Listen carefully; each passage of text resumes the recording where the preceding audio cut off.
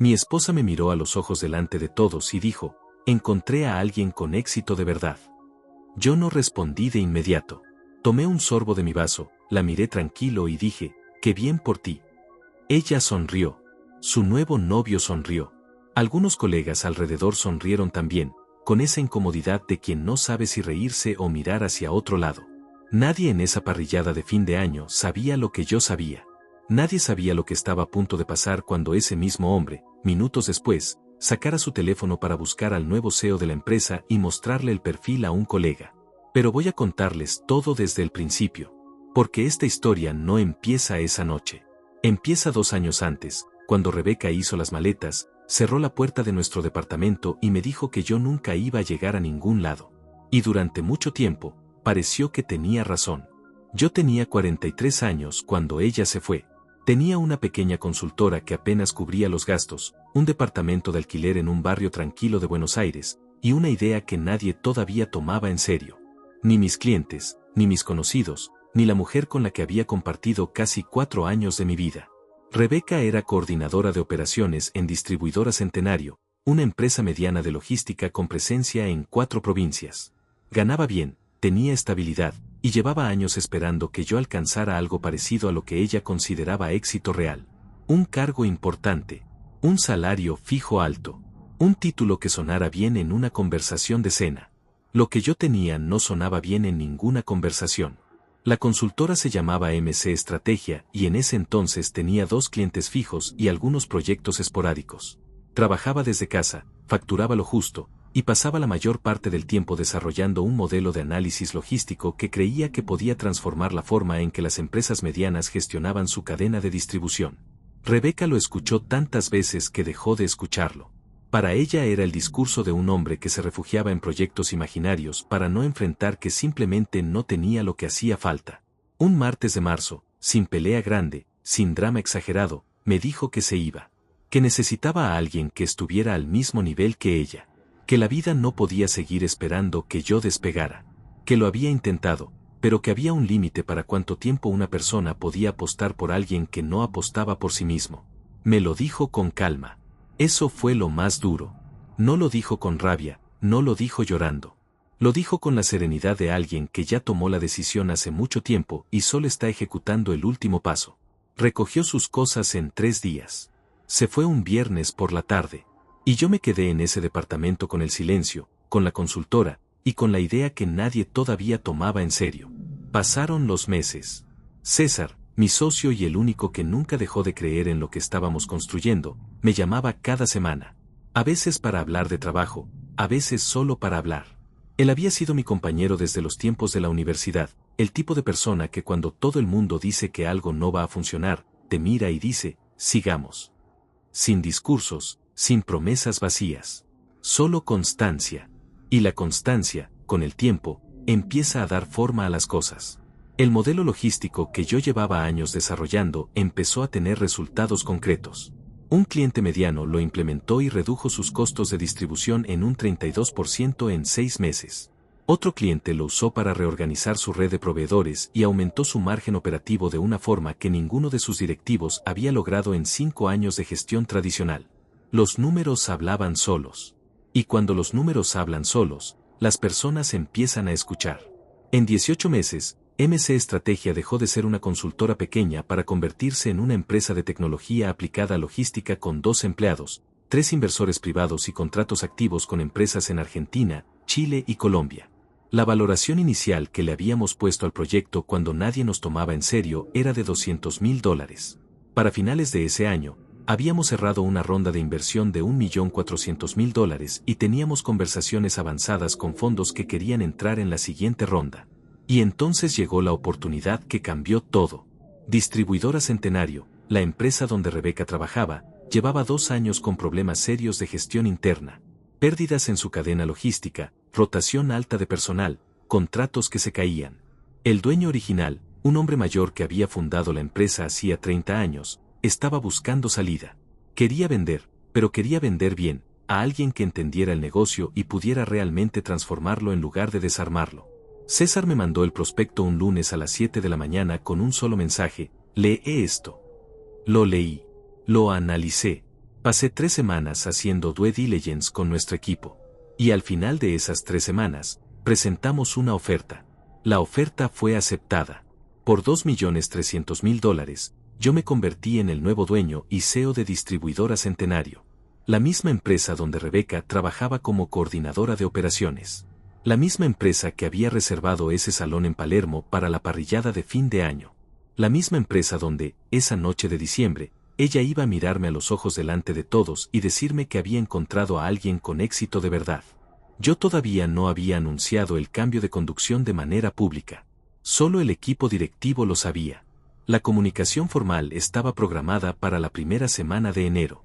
César y yo habíamos llegado esa noche precisamente para hacer algunos contactos informales antes del anuncio oficial, para conocer caras, para entender mejor la cultura interna antes de presentarnos formalmente.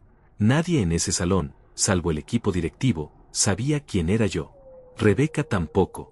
Cuando entré al lugar y la vi del otro lado del salón, con su vestido rojo y su copa de vino y esa risa que yo conocía de memoria, pensé en quedarme lejos. En dejar que la noche pasara sin cruce, sin historia, sin ninguna de las dos versiones del pasado ocupando el mismo espacio. Pero Rebeca me vio. Y Rebeca decidió avanzar. Con su copa. Con su sonrisa. Con Rafael al lado. Y yo la esperé quieto, con el vaso en la mano, sabiendo exactamente lo que se venía. Rafael tenía el tipo de presencia que él mismo había construido con mucho cuidado. No era natural, era arquitectura. El traje oscuro sin corbata, el reloj en la muñeca izquierda que captaba la luz cada vez que movía el brazo, la forma en que ocupaba el espacio a su alrededor como si el espacio le perteneciera por derecho. Era alto, de hombros anchos, con el cabello perfectamente ordenado y una sonrisa que llegaba siempre medio segundo después de lo necesario, como si primero calculara el efecto y luego la ejecutara. Rebeca lo miraba con esa mezcla específica de orgullo y alivio que tienen las personas cuando sienten que finalmente encontraron lo que estaban buscando. No era amor solamente. Era demostración. Era la satisfacción de poder decirle al mundo, y en particular a ciertas personas del pasado, que había tomado la decisión correcta. Yo era esa persona del pasado. Rafael lleva 3 años en la empresa, dijo Rebeca, con el tono de quien presenta un currículum en lugar de una persona. Es el ejecutivo regional con mejor desempeño del área comercial. El año pasado cerró contratos por encima de los $800.000 en su zona. Lo dijo mirándome directamente, midiendo mi reacción con una precisión que solo tiene quien lleva tiempo planeando ese momento. Rafael sonrió con modestia calculada. Rebeca exagera, dijo. Pero lo dijo de esa manera en que las personas dicen que exageran cuando en realidad quieren que repitan todo de nuevo con más detalle. No exagero, insistió ella. Y volvió a mirarme. Yo asentí levemente. Impresionante, dije, con calma, sin ironía. Sin el menor rastro de incomodidad en la voz. Eso la descolocó.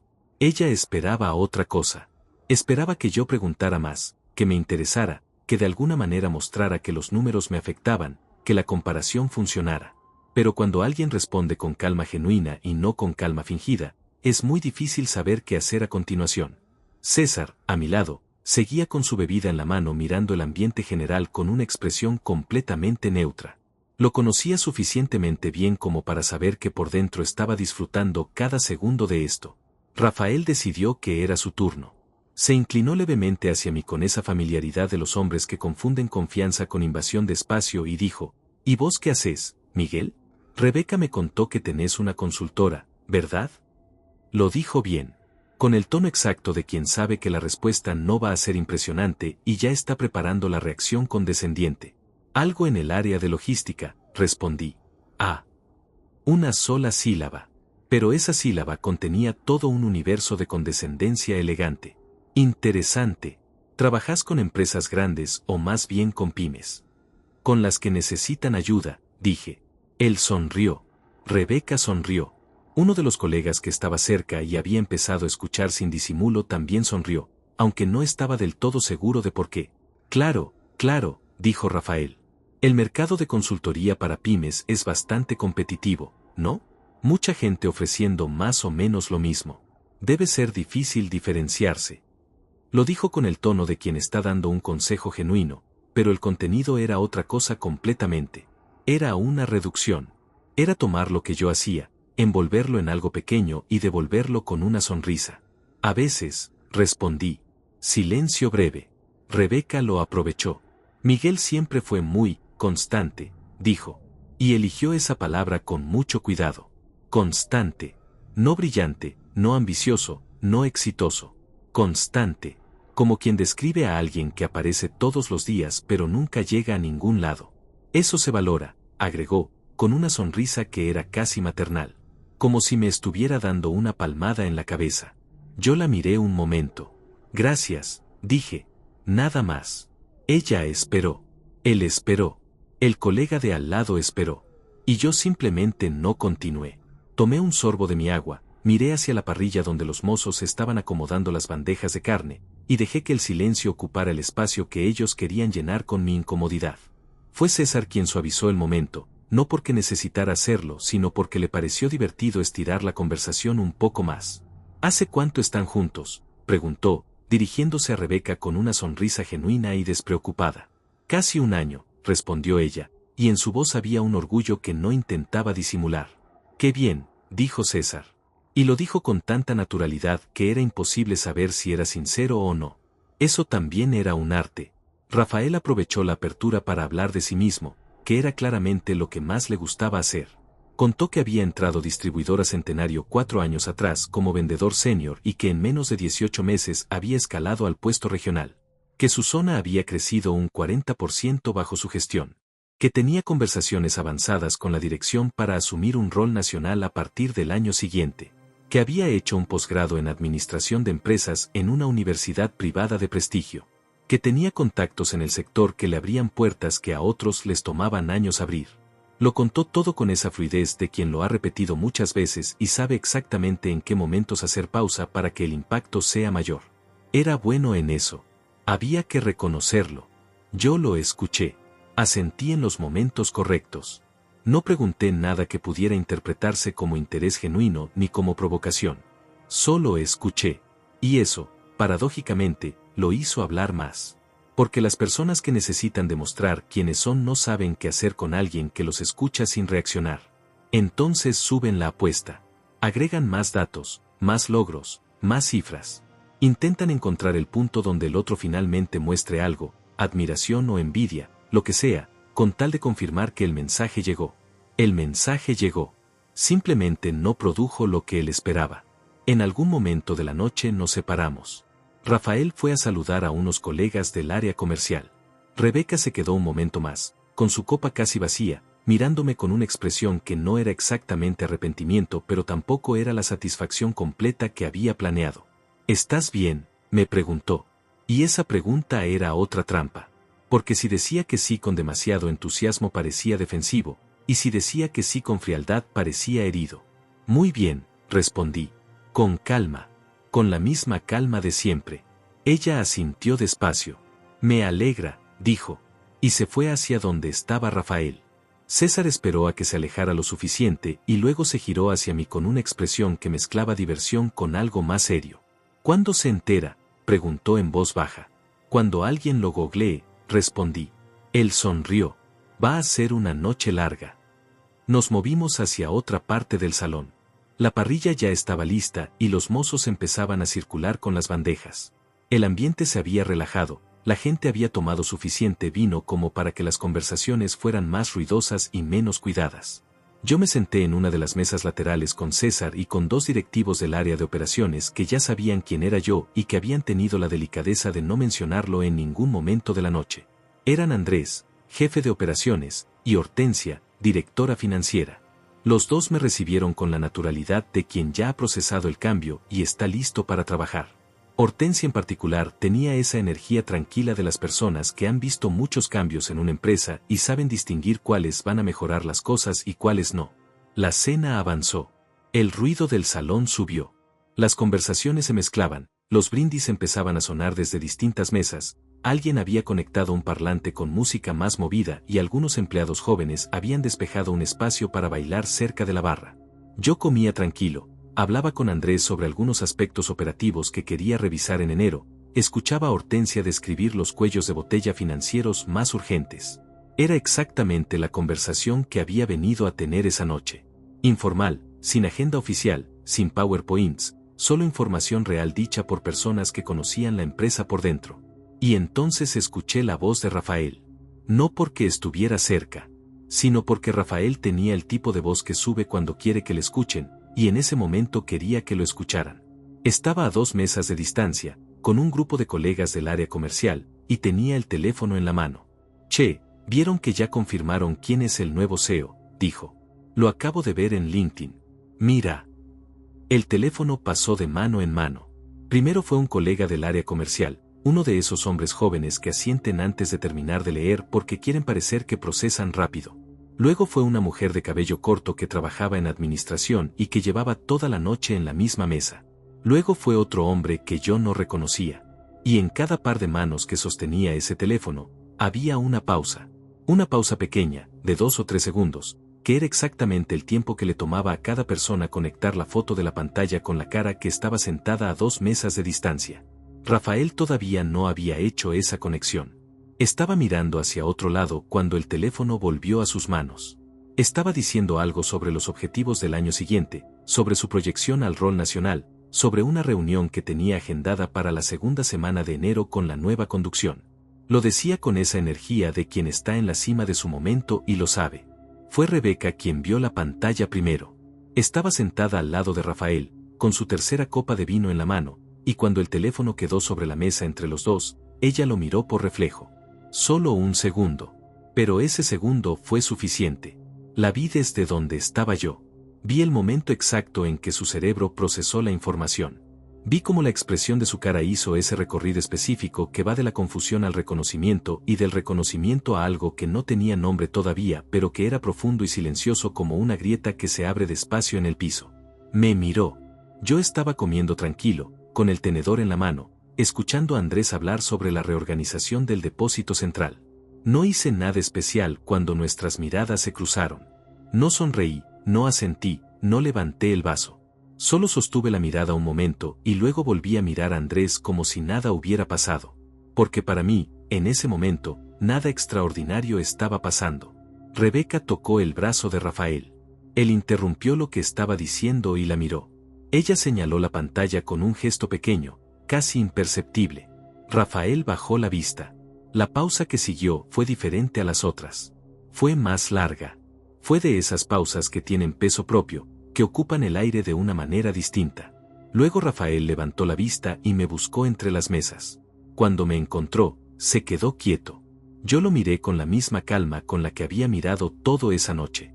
Sin triunfo, sin satisfacción visible, sin ninguna de las expresiones que él probablemente esperaba encontrar. Solo calma. La calma de alguien que lleva meses sabiendo lo que otros acaban de descubrir en los últimos 30 segundos. César, que había estado siguiendo la escena con visión periférica mientras conversaba con Hortensia, se giró levemente hacia mí y en voz muy baja dijo una sola palabra: ya. Asentí. Lo que pasó en los siguientes minutos fue interesante de observar. Rafael no se levantó de inmediato. No vino directo hacia mí con una pregunta o una disculpa o cualquiera de las reacciones que uno podría esperar. Primero procesó. Lo vi en su cara, en la forma en que miraba la pantalla, luego me miraba a mí, luego miraba a Rebeca, luego volvía a la pantalla. Estaba reorganizando toda la noche en su cabeza. Estaba volviendo a pasar cada comentario, cada sonrisa condescendiente, cada palabra elegida para reducir lo que yo hacía, y estaba viendo todo eso con información nueva. Era un hombre inteligente. Eso había que reconocerlo también. Rebeca, en cambio, reaccionó diferente. Rebeca no procesó hacia adentro. Rebeca se puso rígida. La vi en la forma en que apoyó la copa sobre la mesa con demasiado cuidado, en la forma en que sus hombros subieron levemente, en la forma en que su mandíbula se tensó. Ella no estaba reorganizando la noche. Ella estaba tratando de encontrar una salida. Una narrativa. Una forma de que lo que acababa de descubrir no significara lo que claramente significaba. Fue Rafael quien se levantó primero.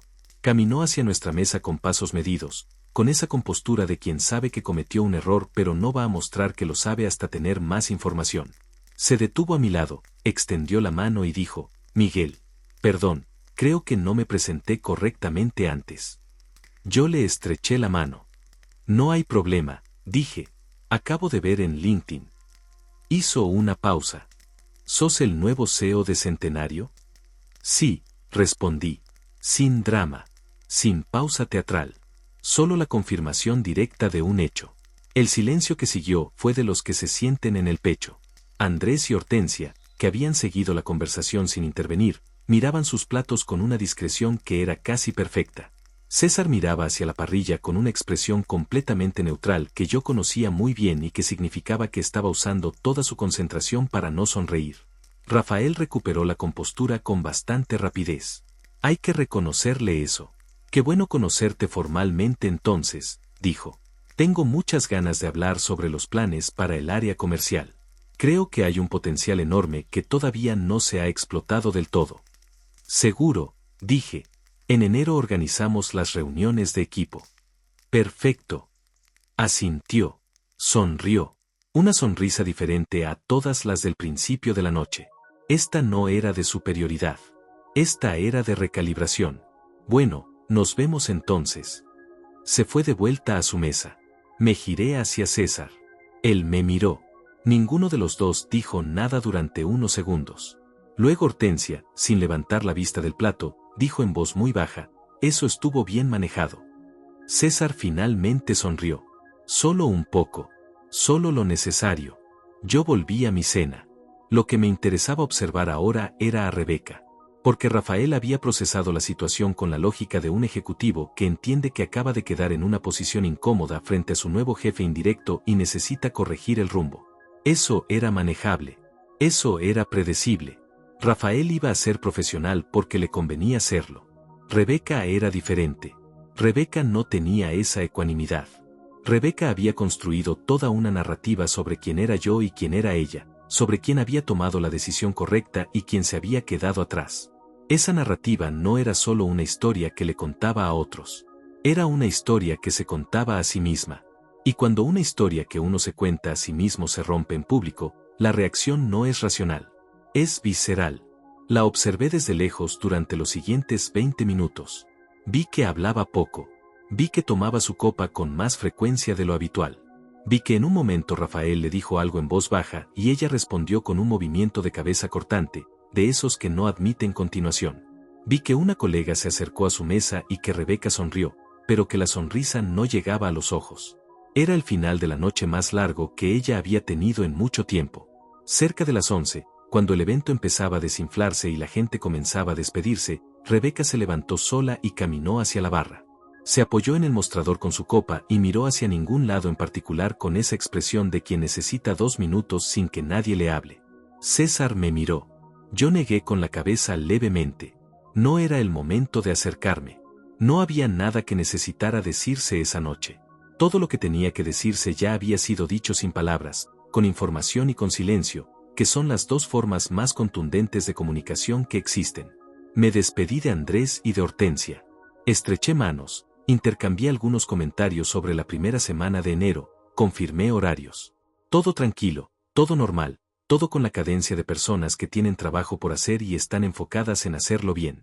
Cuando pasé cerca de la barra camino a la salida, Rebeca me vio. No dije nada. Solo asentí levemente, con la misma calma con la que había manejado toda la noche. Ella sostuvo la mirada un segundo. 2. Luego bajó la vista hacia su copa. Salí al aire de la noche con César a mi lado. Afuera, en la vereda, él encendió un cigarrillo y exhaló despacio. ¿Cómo te sentís?, preguntó. Pensé la respuesta un momento. Bien, dije. Me siento bien. Y era verdad. No había satisfacción ruidosa, no había triunfo que necesitara celebrarse. Era algo más tranquilo que eso. Era la sensación específica de haber construido algo real durante mucho tiempo, en silencio, sin que nadie lo viera, y que de repente ese algo hablara por sí solo sin que yo tuviera que decir una sola palabra. César fumó en silencio un momento. Luego dijo, enero va a ser interesante. Sí, respondí. Va a serlo. Pedimos un taxi. La noche de Buenos Aires seguía encendida alrededor nuestro, con ese ruido suave de fin de año que tiene las ciudades cuando están a punto de cerrar un ciclo y abrir otro. Yo miré por la ventana mientras el auto avanzaba y pensé en todo lo que venía. Las reuniones de equipo, la reorganización operativa, los nuevos contratos, la segunda ronda de inversión que César y yo teníamos casi cerrada. Pensé en Rebeca apoyada en esa barra con su copa y su silencio. Y no sentí rencor. Eso era lo que más me sorprendía siempre. No sentía rencor. Sentía algo más parecido a la comprensión de que las personas toman decisiones con la información que tienen en el momento, y que a veces esa información está incompleta. Rebeca había tomado sus decisiones con lo que sabía entonces. Lo que no sabía entonces era lo que estaba por venir. Ahora lo sabía. Y enero todavía no había empezado. El 3 de enero llegó con el calor seco que tiene Buenos Aires en verano cuando el viento no corre. Yo entré a las oficinas de Distribuidora Centenario a las 8:30 de la mañana con César a mi lado y una agenda clara para la semana. Primer día formal como CEO. Sin discurso largo, sin presentación con fuegos artificiales, sin ninguna de esas ceremonias de inauguración que más que transmitir confianza transmiten la necesidad de ser validado. Amelia, la directora de Recursos Humanos, nos recibió en la entrada. Era una mujer de unos 50 años, cabello oscuro con algunas canas que no intentaba disimular, mirada directa y ese tono de voz específico de las personas que llevan años manejando situaciones complicadas y ya no se alteran con facilidad. Me extendió la mano con firmeza. Bienvenido, Miguel. Todo está listo para la reunión de las 9. Gracias, Amelia, dije. ¿Cómo está el equipo?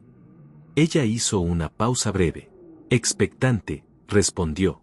Y en esa palabra había más información de la que parecía. La reunión general fue en la sala principal del segundo piso. Estaban todos los jefes de área, los coordinadores regionales y algunos referentes de equipo. Unas 30 personas en total. Me presenté en 5 minutos. Sin PowerPoint, sin cifras proyectadas en pantalla, sin el tipo de discurso motivacional que la gente escucha con cara atenta y olvida antes de llegar al ascensor. Dije quién era, dije qué íbamos a hacer en los próximos 90 días, dije que las decisiones iban a estar basadas en datos y en conversaciones reales con las personas que conocían el trabajo por dentro. Nada más. Hubo preguntas. Las respondí con la información que tenía, y cuando no tenía la información dije que no la tenía todavía. Eso generó más confianza que cualquier respuesta improvisada hubiera podido generar. La reunión terminó en 40 minutos. Mientras la gente salía, vi a Rafael entre el grupo. Estaba cerca de la puerta, con una libreta en la mano y una expresión cuidadosamente neutral. Me miró cuando pasó. Yo asentí. Él asintió. Eso fue todo. Profesional, limpio, sin rastro visible de lo que había pasado 5 días antes en ese salón de Palermo. Lo que no sabía era lo que estaba pasando por debajo de esa superficie. Amelia me lo contó esa misma tarde, cuando nos sentamos a revisar el estado del equipo comercial. Me dijo que el lunes por la mañana, antes de que yo llegara, Rafael había pedido una reunión urgente con ella. Que en esa reunión había intentado posicionarse como el candidato natural para el rol de director comercial nacional, un cargo que todavía no existía formalmente pero que él asumía que iba a crearse con la nueva gestión. Que había presentado sus números, sus logros regionales, sus contactos en el sector. Que había hecho todo lo correcto en términos de forma, pero que el momento y la urgencia lo delataban. ¿Qué le dijiste?, pregunté. Que todos los roles de la nueva estructura iban a definirse en el proceso de reorganización y que iba a tener la misma oportunidad que cualquier otro miembro del equipo de mostrar su trabajo, respondió Amelia. Bien, dije. Ella me miró un momento.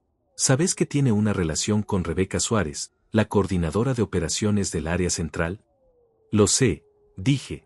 Amelia asintió despacio, con la expresión de quien confirma que la persona que tiene enfrente ya tiene la información necesaria y no necesita más contexto.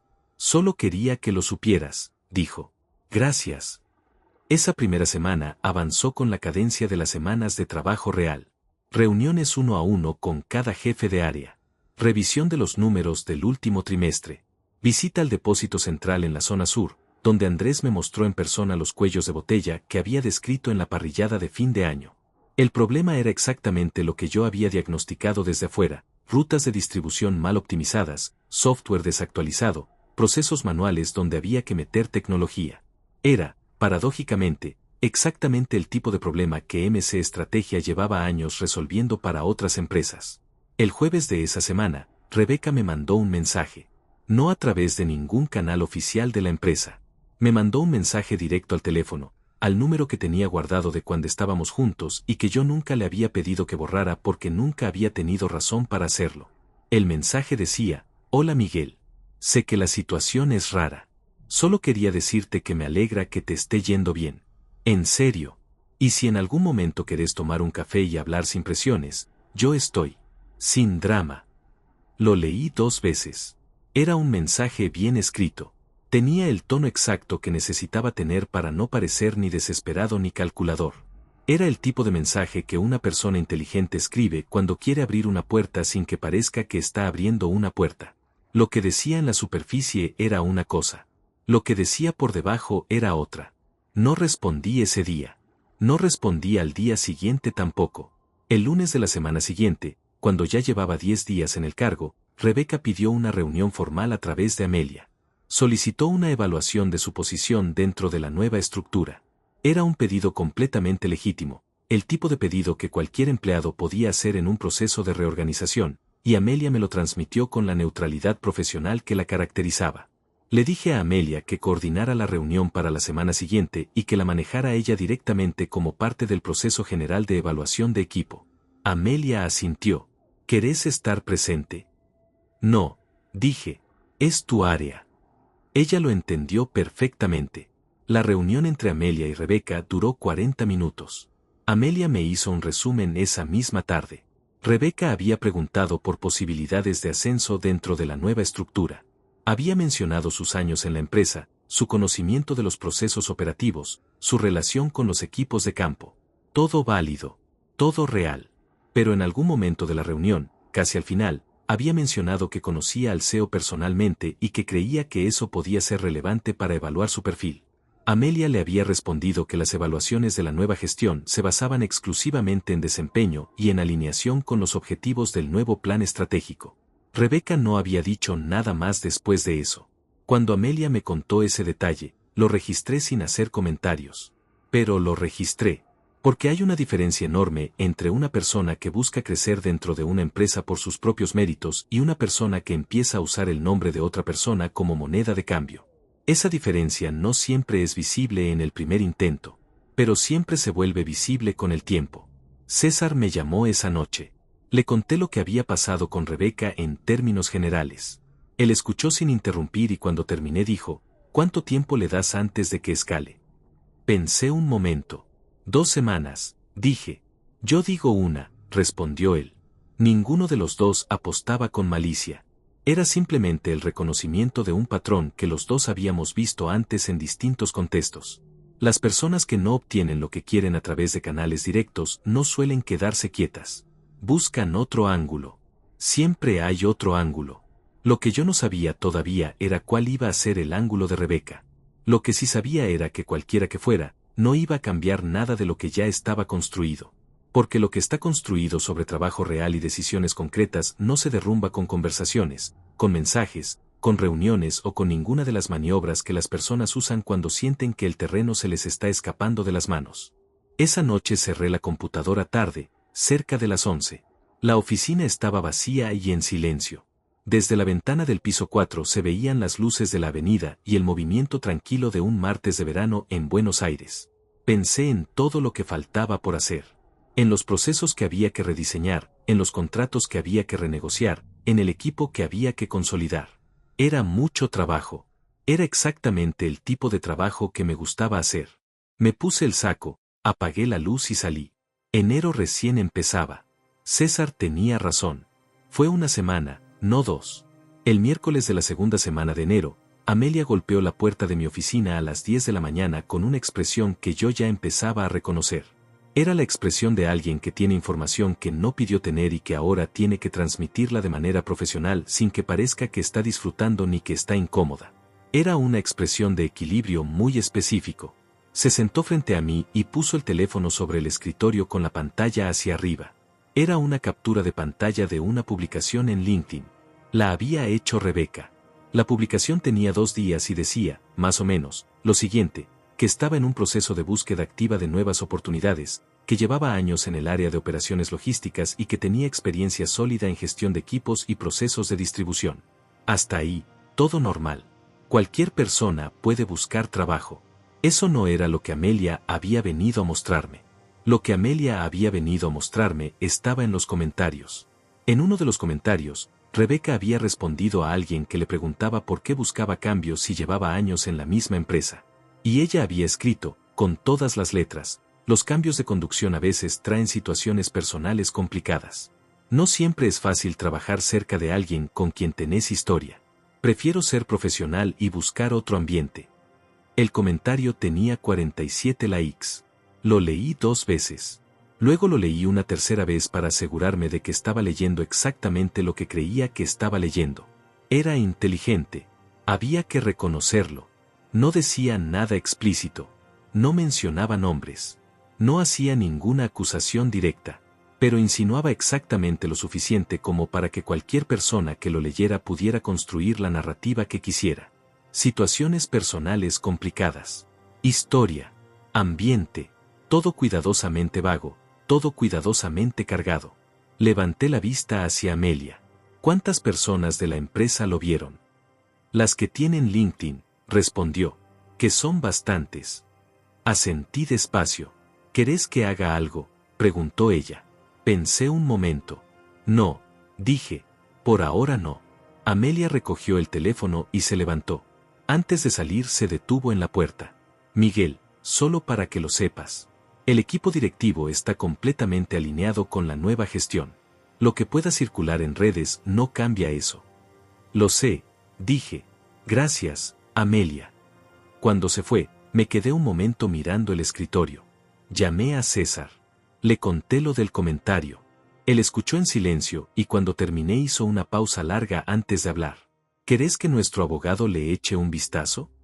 Todavía no, dije. Dejemos que se desarrolle. ¿Estás seguro? Sí.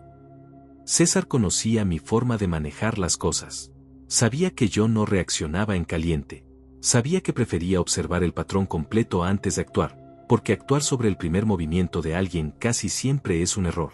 El primer movimiento raramente es el movimiento real. Es el testeo. Es la persona tirando una piedra al agua para ver qué tan profundo es y qué tan rápido reacciona la corriente. Yo no iba a ser la corriente que reaccionara. Lo que pasó en los días siguientes fue interesante. El comentario de LinkedIn circuló entre algunos empleados de la empresa, como era predecible. Hubo conversaciones en pasillos, en grupos de WhatsApp internos, esa circulación invisible pero constante que tienen los rumores en los espacios de trabajo. Amelia me mantuvo informado sin exagerar, con la precisión quirúrgica de alguien que sabe que información es relevante y que información es ruido. Lo que Amelia me fue contando era esto: la mayoría de las personas que habían visto el comentario no sabían bien qué hacer con él. Porque por un lado estaba Rebeca, que era alguien conocido dentro de la empresa, con años de trayectoria y relaciones construidas. Pero por otro lado estaba el nuevo CEO, que en 2 semanas había demostrado ser directo, claro, basado en datos y sin agendas visibles. Y cuando una persona genera confianza con hechos concretos, los rumores rebotan diferente. No penetran de la misma manera. El jueves de esa semana, Rafael pidió reunión conmigo directamente, no a través de Amelia. Me mandó un correo formal solicitando espacio en mi agenda para presentar una propuesta de expansión del área comercial. Era un correo bien escrito, con estructura clara y argumentos preliminares sólidos. Lo leí con atención. Le confirmé la reunión para el lunes siguiente. Lo que me interesaba no era solo la propuesta. Me interesaba ver cómo se manejaba Rafael en un contexto profesional formal conmigo después de todo lo que había pasado. Porque hay personas que en situaciones como esa se vuelven serviles, aduladoras, que intentan compensar la incomodidad del pasado con una deferencia exagerada que resulta más incómoda que la incomodidad original. Y hay personas que simplemente trabajan, que dejan el contexto personal en la puerta y entran a la sala de reuniones con el trabajo hecho. Yo prefería el segundo tipo. Siempre. El lunes, Rafael llegó puntual. Traje, notebook, presentación preparada. Se sentó frente a mí con la compostura de alguien que había decidido manejar la situación de una sola manera, y esa manera era el profesionalismo absoluto. No hizo ninguna referencia a la parrillada. No hizo ningún gesto que pudiera interpretarse como un intento de acercamiento personal. Abrió la computadora y empezó a presentar. La propuesta era buena. Tenía análisis de mercado, proyecciones realistas, identificación clara de oportunidades en 3 regiones donde la empresa tenía presencia débil. Había trabajo real detrás de esas diapositivas. Eso también había que reconocerlo. Le hice preguntas. Él las respondió con solidez. Algunas respuestas eran incompletas y él lo reconocía sin ponerse defensivo. Eso sumaba. Al final de la reunión le dije que la propuesta iba a entrar en el proceso de evaluación junto con las otras iniciativas del área comercial y que iba a tener respuesta en 2 semanas. Él asintió, cerró la notebook y se levantó. Extendió la mano. Yo se la estreché. Antes de salir, se detuvo un segundo. No me miró directamente cuando habló. Miró levemente hacia un costado, como quien elige las palabras con cuidado. Miguel, dijo, lo de la parrillada, no estuvo bien de mi parte. Solo quería decirlo. No era una disculpa elaborada. Era una línea. Breve, directa, sin drama. Lo miré un momento. Está bien, dije. Trabajemos bien. Él asintió y salió. César me llamó esa tarde y le conté. Escuchó y luego dijo, ¿y Rebeca? Rebeca es otra historia, respondí. Porque lo era. Rafael había tomado una decisión. Había evaluado la situación, había procesado el error y había elegido seguir adelante con trabajo real. Eso era una cosa. Rebeca, en cambio, seguía en otro lugar. El comentario de LinkedIn no había sido un impulso. Había sido una estrategia. Pequeña, sutil, pero estrategia al fin. Y las personas que empiezan con estrategias pequeñas no suelen quedarse ahí cuando sienten que no funcionaron. Esa noche, mientras revisaba los informes de distribución del último trimestre, llegó una notificación a mi teléfono. Era una solicitud de conexión en LinkedIn. De Rebeca. La miré un momento. Luego apagué la pantalla y volví a los informes. Había trabajo por hacer. Y el trabajo no esperaba. No acepté la solicitud de LinkedIn. No la rechacé tampoco. La dejé ahí, pendiente, como una pregunta sin respuesta. Porque a veces la ausencia de respuesta comunica más que cualquier respuesta posible. Y porque yo tenía otras cosas en las que concentrarme. La tercera semana de enero trajo consigo la primera reunión grande con los inversores. César y yo habíamos estado preparando la presentación durante días. No era una reunión de rutina. Era el primer contacto formal entre la nueva conducción de Distribuidora Centenario y el grupo de fondos que estaban evaluando entrar en la segunda ronda de inversión de MC Estrategia, la empresa que ahora operaba como brazo tecnológico de la reorganización logística que yo había empezado a implementar en Centenario. Eran 2 mundos que se estaban fusionando de manera orgánica, y esa fusión tenía un valor que los números empezaban a reflejar con claridad. La reunión fue en las oficinas de uno de los fondos, en un piso 17 con vista a la ciudad. 4 personas del lado de ellos, César y yo del nuestro. 3 horas de conversación. Números, proyecciones, preguntas difíciles respondidas con honestidad, incluyendo las que señalaban riesgos reales que nosotros mismos habíamos identificado.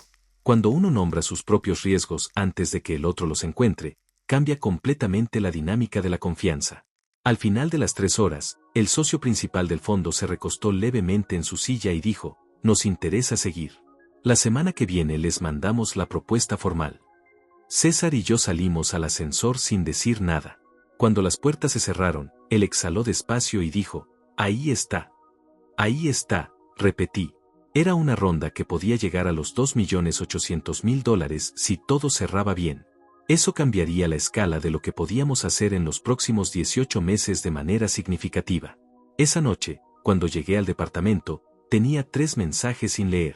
Uno era de Andrés, con un resumen del relevamiento del depósito central que le había pedido. Uno era de Hortensia, con una actualización sobre los contratos de distribución que estábamos renegociando con 2 proveedores clave. Y el tercero era de un número que no tenía agendado pero que reconocí de inmediato. Era la madre de Rebeca. El mensaje decía, Miguel, soy Noemí. Sé que no tenemos mucho contacto desde que terminaron, pero Rebeca está pasando un momento difícil y me gustaría que pudieras hablar con ella. Sé que vos siempre fuiste una buena persona. Gracias. Lo leí 2 veces. Noemí era una mujer a la que yo había querido genuinamente durante los 4 años que estuve con Rebeca. Era directa, trabajadora, con ese sentido práctico de las personas que han resuelto sus propios problemas sin ayuda de nadie y no entienden por qué otros no pueden hacer lo mismo. Siempre me había tratado bien. Siempre había sido justa conmigo incluso cuando las cosas entre Rebeca y yo se habían puesto difíciles. Pero ese mensaje no era solo de Noemí. Ese mensaje era de Noemí escribiendo lo que Rebeca necesitaba que alguien escribiera, pero que ella misma no podía escribir sin perder la posición que había intentado mantener. Era una intermediaria. Consciente o no, era una intermediaria. No respondí esa noche. Al día siguiente, en la oficina, Amelia golpeó mi puerta de nuevo. Esta vez la expresión era diferente. Era más seria. Se sentó y me dijo que había recibido una llamada de una empresa de logística competidora, Transportes Milenio, que operaba en algunas de las mismas regiones que Centenario. La persona que había llamado era del área de recursos humanos de esa empresa y quería verificar referencias laborales de una candidata que había aplicado a un puesto de coordinación regional. La candidata era Rebeca. Hasta ahí, todo normal. Una persona busca trabajo, da referencias, la empresa llama a verificar. Eso ocurría todo el tiempo. Lo que no era normal era lo que la persona de Transportes Milenio había mencionado casi al pasar, al final de la llamada. Había dicho que la candidata había indicado en su carta de presentación que tenía una relación cercana con el CEO de distribuidora Centenario y que eso le daba un conocimiento profundo de los procesos internos y la estrategia de la empresa. Amelia me lo contó con la misma calma profesional de siempre, pero sus ojos decían otra cosa. Yo procesé la información en silencio durante unos segundos. ¿Qué respondiste?, pregunté. Que no podía hacer comentarios sobre empleados actuales más allá de confirmar fechas de ingreso y egreso, dijo Amelia. Y que cualquier información estratégica de la empresa era confidencial. Perfecto, dije, pero lo que Rebeca había hecho era un problema de otro nivel. No era solo buscar trabajo. Era usar mi nombre, mi cargo y mi relación con ella como credencial profesional frente a una empresa competidora. Era presentar el acceso a información interna como un activo. Eso tenía implicancias legales que yo no podía ignorar aunque quisiera. Llamé a César esa tarde y le conté todo. Cuando terminé, él no dijo nada durante varios segundos. Luego dijo, ahora sí necesitamos que Miriam lo vea. Miriam era nuestra abogada. Llevaba años trabajando con nosotros desde los tiempos de MC Estrategia. Era precisa, rápida y tenía esa capacidad específica de explicar situaciones legales complejas en lenguaje que no requería traducción. Le mandé un resumen por escrito esa misma noche con todos los hechos en orden cronológico, el comentario de LinkedIn, el mensaje de Noemí, la llamada a Transportes Milenio, la mención de mi nombre en la carta de presentación. Miriam respondió al día siguiente temprano. Su análisis era claro. El comentario de LinkedIn era ambiguo pero no accionable por sí solo. El mensaje de Noemí era irrelevante desde el punto de vista legal. Pero la mención explícita de mi nombre y de una supuesta relación que le daba acceso a información estratégica de la empresa en una carta de presentación a una competidora era un terreno diferente. Dependiendo de qué exactamente había escrito Rebeca en esa carta, podía configurar desde una falta grave hasta algo con consecuencias legales más serias. Miriam recomendó solicitar una copia de esa carta a través de los canales correspondientes y evaluar los próximos pasos con esa información en mano. Le pedí a Amelia que iniciara ese proceso de manera formal. Mientras tanto, la empresa seguía funcionando. Las reuniones de equipo avanzaban. Los primeros cambios operativos empezaban a mostrar resultados iniciales. Andrés había implementado una reorganización parcial de las rutas de distribución en la zona sur y los tiempos de entrega habían bajado un 12% en 10 días. Hortensia había renegociado uno de los contratos de proveedor con condiciones significativamente mejores para Centenario. El equipo estaba respondiendo bien a la nueva dinámica. Había algo que yo había aprendido con los años y que MC Estrategia me había confirmado una y otra vez. Cuando las personas sienten que el liderazgo es claro y consistente, cuando ven que las decisiones se toman con criterio y no con arbitrariedad, empiezan a trabajar diferente. No porque los obliguen, sino porque quieren. Eso estaba pasando en Centenario. Y en medio de todo eso, en medio del trabajo real y de los resultados concretos y de las conversaciones sobre el futuro de la empresa, seguía el hilo paralelo de Rebeca. Silencioso pero presente. Como algo que uno sabe que está ahí aunque no lo vea directamente. El viernes de esa semana llegó un mensaje de ella al teléfono. Esta vez no era el tono tranquilo y calculado del primer mensaje. Este era diferente. Decía, Miguel, necesito hablar con vos. No sobre trabajo. Sobre nosotros. Sobre lo que pasó. Creo que hay cosas que nunca se dijeron y que merecen decirse. Por favor. Lo leí. Pensé en todo lo que había pasado en las últimas semanas. En el comentario de LinkedIn. En la llamada a Transportes Milenio. En el mensaje de Noemí. En la carta de presentación con mi nombre usado como credencial. Y luego pensé en ese departamento vacío de un martes de marzo de 2 años atrás. En el silencio que quedó cuando ella cerró la puerta. En las horas que pasé después de eso mirando un proyecto que nadie todavía tomaba en serio y decidiendo si seguía adelante o no. Había seguido adelante. Y ahora estaba aquí. Guardé el teléfono en el bolsillo y volví a los informes que tenía sobre el escritorio. El trabajo no esperaba. Y yo tampoco. El lunes siguiente entró con una novedad que no esperaba. Amelia llegó a mi oficina a las 9 de la mañana con una expresión que yo ya sabía leer. No era la expresión de los problemas operativos, que tenían un peso diferente, más concreto, más manejable. Era la expresión de los problemas humanos, que son más difusos y más difíciles de resolver porque no tienen una solución técnica. Se sentó. Puso el teléfono sobre el escritorio. Esta vez no era una captura de LinkedIn. Era una captura de un grupo de WhatsApp. Un grupo que se llamaba Ex Centenario y que reunía a personas que habían trabajado en la empresa en distintos momentos y que seguían en contacto. Amelia no era parte del grupo, pero alguien que sí lo era se lo había reenviado esa mañana porque consideró que yo necesitaba saberlo. En ese grupo, Rebeca había escrito un mensaje la noche anterior. Lo leí despacio. Decía que la nueva gestión de la empresa estaba tomando decisiones motivadas por cuestiones personales y no profesionales. Que había empleados con años de trayectoria que estaban siendo ignorados o desplazados por razones que no tenían nada que ver con su desempeño. Que ella misma era un ejemplo de eso. Que conocía al CEO desde antes de que asumiera el cargo y que podía decir con certeza que las decisiones que se estaban tomando no eran tan objetivas como se presentaban públicamente. No mencionaba nombres explícitamente, pero el contexto era suficientemente claro para cualquiera que lo leyera. El mensaje tenía respuestas. Algunas personas del grupo expresaban solidaridad genérica. Una persona preguntaba si había pensado en hablar con un abogado laboral. Otra decía que eso era muy grave y que alguien debería hacer algo. Leí todo. Leí cada respuesta. Luego devolví el teléfono a Amelia. ¿Cuántas personas de la empresa actual están en ese grupo?, pregunté. Unas 12, dijo ella. De distintas áreas. Asentí despacio. Miriam necesita ver esto hoy. Amelia asintió y salió. Llamé a César antes de las 10. Le mandé la captura por mensaje y esperé. 30 segundos después sonó el teléfono. Esto ya no es ambiguo, dijo César sin preámbulo. No, respondí. Miriam lo tiene. Lo va a tener en una hora. Bien. Hizo una pausa. ¿Cómo estás? Era una pregunta simple. Pero César la hacía con el peso específico de alguien que conoce a la otra persona desde hace 20 años y sabe que a veces la pregunta simple es la más importante. Estoy bien, dije. Y era verdad. No había rabia. No había ansiedad.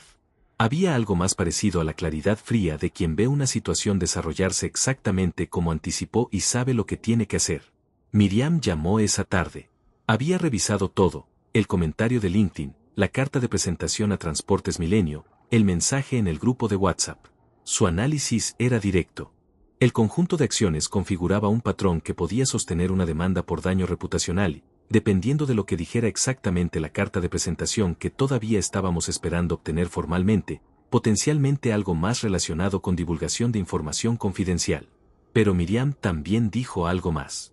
Dijo que antes de escalar a una acción legal formal, convenía enviar una carta documento a Rebeca notificándola de las acciones y solicitando el cese inmediato de cualquier declaración pública o privada que pudiera afectar la reputación de la empresa o de su conducción.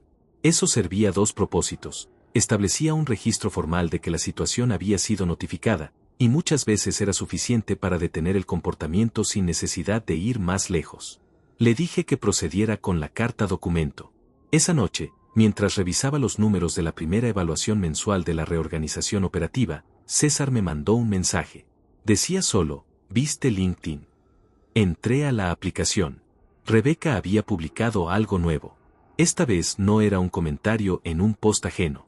Era una publicación propia, larga, que empezaba hablando de la importancia de los ambientes laborales saludables y de cómo los vínculos personales dentro de las organizaciones podían volverse tóxicos cuando había desequilibrios de poder. Hablaba de su propia experiencia sin dar nombres, pero con suficientes detalles como para que cualquiera que conociera la situación supiera exactamente de qué y de quién hablaba. La publicación tenía comentarios. Muchos eran de apoyo genérico, de esos que la gente deja cuando lee algo que activa una respuesta emocional sin tener el contexto completo. Pero había algunos comentarios que venían de personas que sí conocían el contexto, ex empleados de Centenario, contactos del sector, y esos comentarios empezaban a hacer preguntas más específicas. Lo que Rebeca estaba construyendo, deliberada o impulsivamente, era una narrativa pública. Y las narrativas públicas, una vez que empiezan a circular, son difíciles de detener. Lo que ella no sabía, o lo que había calculado mal, era que esa narrativa tenía un problema fundamental: no era verdad. Y las narrativas que no son verdad tienen una fragilidad específica. Se sostienen mientras nadie las desafía con hechos concretos. Pero cuando los hechos aparecen, se derrumban con una velocidad proporcional a la velocidad con que se construyeron. Miriam envió la carta documento al día siguiente.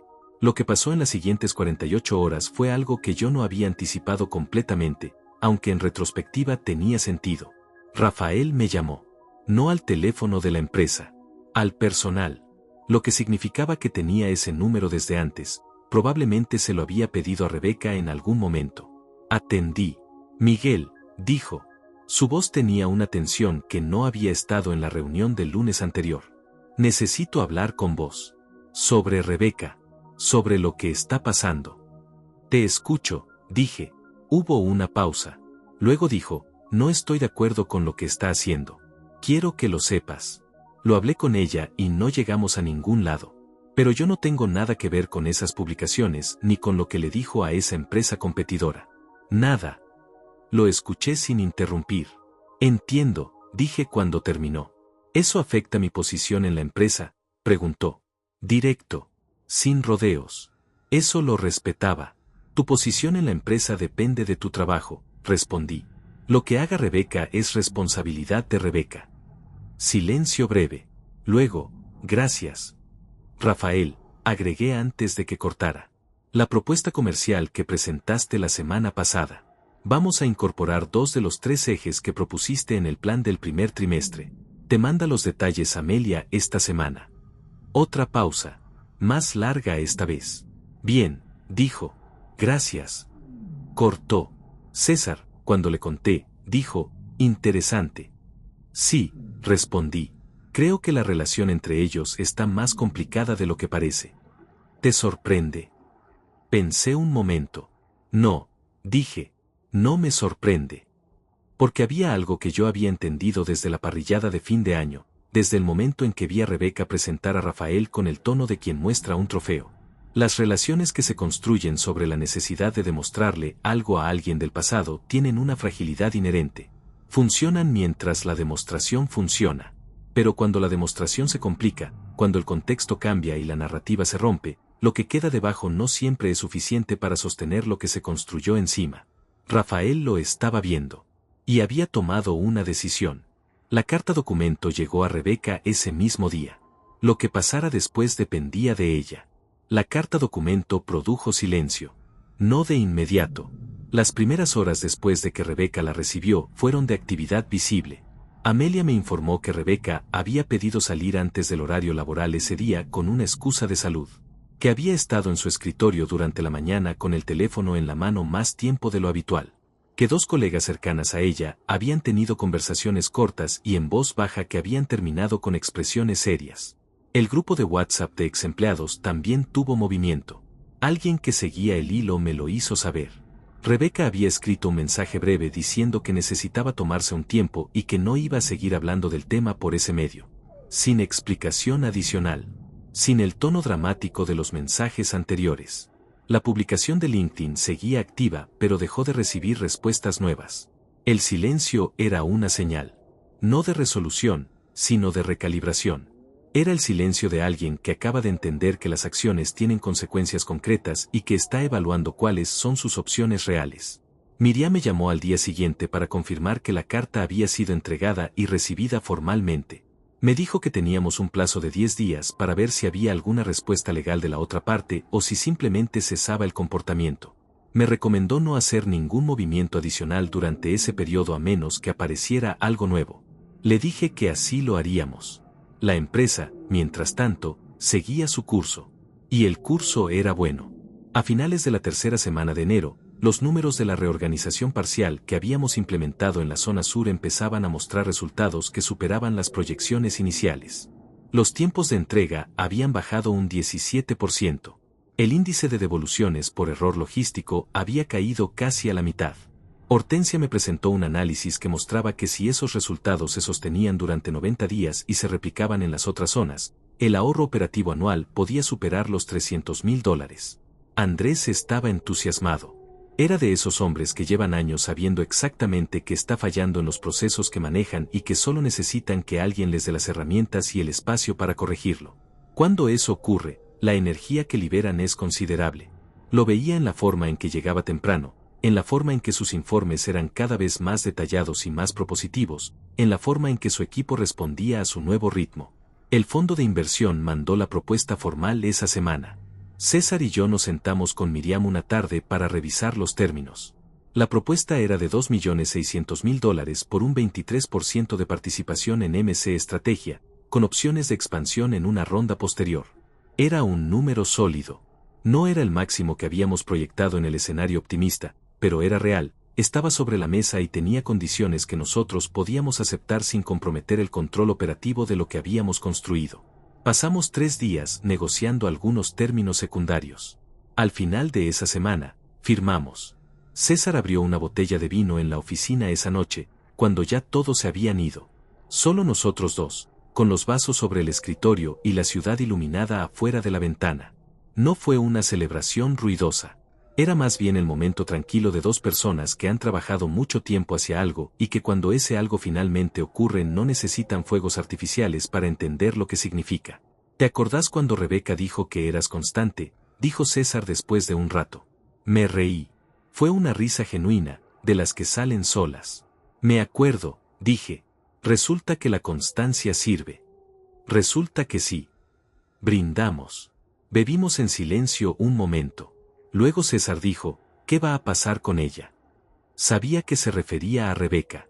Le conté lo que Miriam había dicho, el plazo de 10 días, el silencio posterior a la carta documento, la ausencia de respuesta legal de la otra parte hasta ese momento.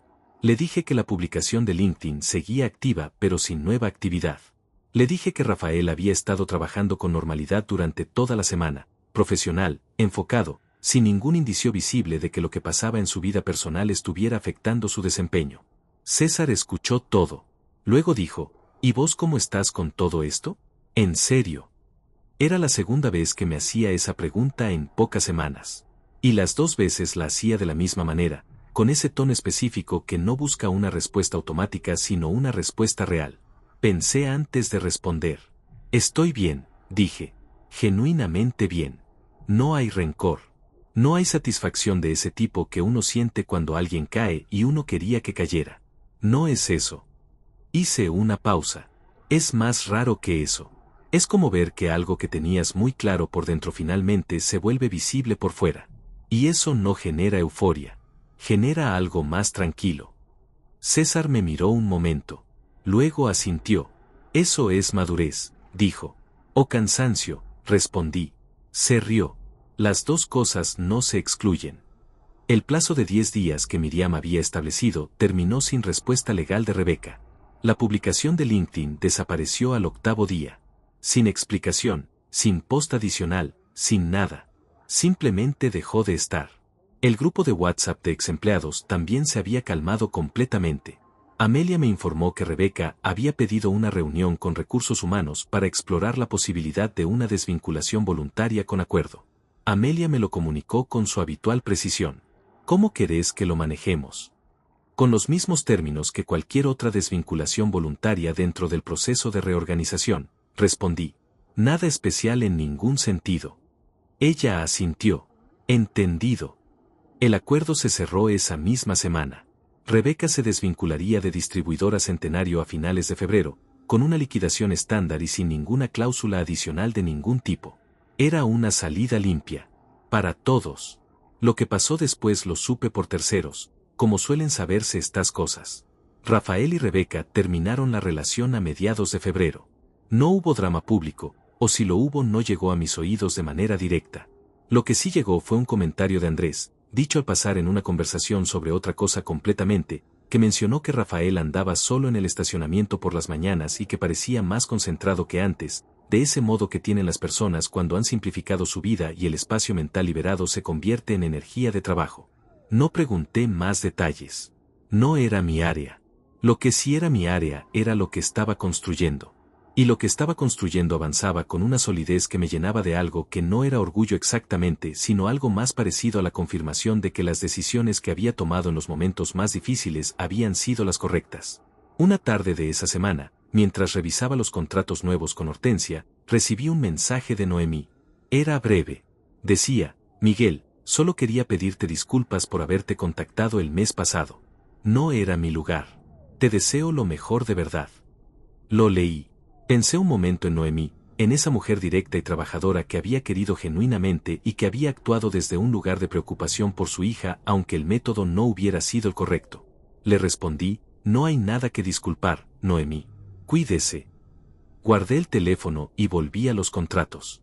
Afuera, la tarde de febrero empezaba a doblar hacia el atardecer con esa luz específica que tiene Buenos Aires cuando el verano empieza a cansarse y el aire cambia apenas, casi imperceptiblemente, anunciando que algo nuevo está por comenzar. Febrero casi terminaba. Y con febrero, un capítulo cerraba. Marzo llegó con viento del sur y las oficinas de distribuidora Centenario olían diferente. No es una metáfora. Es literal. Cuando un lugar de trabajo cambia de verdad, cuando los procesos se ordenan y las personas empiezan a moverse con un propósito que entienden y comparten, hay algo en el ambiente que cambia físicamente. El ritmo de las conversaciones es diferente. Los pasillos tienen otra energía. Las reuniones terminan con decisiones en lugar de terminar con más preguntas. Son cosas pequeñas, pero las cosas pequeñas son las que construyen o destruyen cualquier organización desde adentro. Los números del primer trimestre llegaron a mediados de marzo. Hortensia me los presentó en una reunión de 2 horas con Andrés y César. Los resultados superaban las proyecciones que habíamos presentado al fondo de inversión en enero. La reducción de costos operativos en la zona sur se había replicado con éxito en 2 zonas más. El índice de satisfacción de clientes, medido a través de entregas en tiempo y forma, había subido 19 puntos porcentuales respecto al mismo periodo del año anterior. Y los contratos nuevos que el área comercial había cerrado bajo la nueva estructura representaban un incremento del 28% en la facturación proyectada para el segundo trimestre. Rafael había liderado 3 de esos cierres. Lo había hecho bien. Con trabajo real, con foco, con esa energía que tienen las personas cuando han decidido que lo único que controlan es su propio desempeño y se concentran en eso con toda la atención que antes gastaban en otras cosas. No habíamos vuelto a tener ninguna conversación personal desde aquella llamada de enero. No era necesaria. El trabajo hablaba con suficiente claridad. Amelia me presentó también los resultados del proceso de reorganización de equipos. De los 32 cargos que habían sido evaluados en el proceso formal, 29 habían sido confirmados con nuevas descripciones de rol alineadas al plan estratégico. 2 habían sido reconvertidos en posiciones diferentes con acuerdo de las personas involucradas. Y 1 había resultado en desvinculación voluntaria. Ese 1 era Rebeca. Su nombre apareció en el informe como un dato administrativo más, con fechas y términos de acuerdo. Nada diferente a cualquier otro registro del proceso. Y eso era exactamente lo correcto. No era una historia personal. Era un dato de gestión. La vida dentro de una organización funciona mejor cuando las cosas se llaman por lo que son. César revisó los números esa tarde con una sonrisa que no intentaba disimular. $2.600.000 de inversión a finales de enero, dijo. 3 meses después, los resultados ya justifican el doble de esa cifra en valoración. Todavía falta mucho, dije. Sí, respondió. Pero el rumbo está claro. El rumbo estaba claro. Eso era lo que más importaba. No los números de un trimestre, que podían subir o bajar según decenas de variables que nadie controla del todo, sino la dirección. La certeza de que lo que se estaba construyendo tenía fundamentos reales, procesos sólidos, personas que entendían hacia dónde iban y por qué. Eso no se construye en 3 meses. Eso se construye en años de trabajo silencioso que nadie ve hasta que de repente los resultados lo hacen visible. Una tarde de esa semana, Andrés golpeó la puerta de mi oficina con un café en la mano y una expresión relajada de quien no viene a traer problemas sino simplemente a conversar. Se sentó, cruzó las piernas y me dijo: ¿puedo preguntarte algo personal? Adelante, dije. La noche de la parrillada de fin de año. Hizo una pausa breve. Yo estaba en esa mesa cuando pasó lo de Rafael con el teléfono. Lo vi todo. Y lo que más me llamó la atención no fue la cara de él cuando te reconoció. Fue la tuya. No cambiaste nada. ni una expresión, como si ya supieras exactamente lo que iba a pasar. Lo miré un momento. Sabía que en algún momento iba a pasar, dije. No sabía exactamente cuándo. Andrés asintió despacio. ¿Y no sentiste nada? Pensé la respuesta con cuidado porque me la merecía. Sentí algo, dije, pero no era lo que la gente esperaría que sintiera. No era satisfacción de ese tipo que te hace querer restregar algo en la cara de alguien. Era más parecido a la confirmación de que el trabajo que había hecho en silencio durante mucho tiempo era real, que no había sido en vano. Eso genera algo más tranquilo que la satisfacción. Genera una especie de paz. Andrés me miró con una expresión pensativa. Luego dijo, eso es lo que diferencia a las personas que construyen de las personas que solo quieren ganar. No respondí, pero me quedé con esa frase, porque era exactamente eso. Hay personas que trabajan para ganar, para demostrar, para que alguien que alguna vez los subestimó los vea y entienda que se equivocó. Ese motor existe y funciona, durante un tiempo, pero tiene un problema fundamental, depende del otro. Depende de que el otro esté mirando, de que el otro reaccione, de que el otro sienta lo que uno necesita que sienta para que la victoria tenga sentido. Yo había dejado de necesitar eso hace mucho tiempo. En algún momento de esos 2 años de trabajo silencioso, entre los informes y las reuniones y las noches frente a la computadora, había pasado algo. El motor había cambiado. Ya no trabajaba para demostrarle nada a nadie. Trabajaba porque lo que estaba construyendo era real y valioso y porque cada día que avanzaba era un día que importaba por sí solo, independientemente de quien lo estuviera viendo. Esa es la diferencia entre construir y ganar. Ganar requiere un perdedor. Construir no requiere nada más que trabajo y tiempo. A finales de marzo, el fondo de inversión que había entrado en enero solicitó una reunión de seguimiento para evaluar la posibilidad de adelantar la segunda ronda. Los resultados del primer trimestre habían generado conversaciones internas dentro del fondo que los habían llevado a reconsiderar los tiempos originalmente planeados. César manejó las primeras conversaciones exploratorias con su precisión habitual y me informó que si todo seguía como estaba, podíamos estar hablando de una segunda ronda de entre 3 y 4 millones de dólares para el segundo semestre del año. Era un número que 2 años atrás hubiera parecido imposible. Ahora era simplemente el siguiente paso. Una noche de esa semana, tarde, cuando la oficina estaba vacía y el único sonido era el ventilador de la computadora y el ruido suave de la ciudad afuera, me senté un momento sin hacer nada. Sin revisar informes, sin responder mensajes, sin preparar la reunión del día siguiente. Solo sentado, con las manos sobre el escritorio, mirando el espacio frente a mí. Pensé en ese departamento vacío de un martes de marzo de 2 años atrás. En la puerta que se cerró. En el silencio que quedó. En la decisión de seguir adelante que tomé no con euforia ni con rabia, sino con algo más parecido a la determinación tranquila de quien entiende que el único camino disponible es hacia adelante. Pensé en todo lo que había pasado entre ese momento y este. Y pensé en algo que había aprendido con certeza durante ese tiempo, que las personas que te abandonan en el proceso no merecen un lugar en el resultado. No como venganza, no como castigo, sino simplemente porque el resultado pertenece a quienes estuvieron en el proceso. A César, que había estado ahí cada semana sin excepción. A Andrés y a Hortensia, que habían abrazado el cambio con profesionalismo genuino. Al equipo que llegaba temprano y se quedaba tarde y hacía el trabajo sin que nadie necesitara pedírselo 2 veces. El resultado les pertenecía a ellos. Lo demás era historia. Y la historia, una vez que se cierra, deja de tener peso. Apagué la computadora. Me puse el saco. Apagué la luz. Caminé hacia el ascensor por el pasillo vacío de las oficinas de Distribuidora Centenario, la empresa que había comprado con trabajo real y decisiones concretas y años de constancia que nadie había visto hasta que fue imposible no verla. Afuera, Buenos Aires respiraba con ese ritmo lento y continuo que tienen las ciudades grandes cuando la noche avanza y el ruido baja y queda solo el sonido esencial de las cosas que siguen funcionando aunque nadie las esté mirando. Caminé una cuadra sin apuro. El teléfono no sonó. No había nada urgente. No había ninguna crisis esperando respuesta.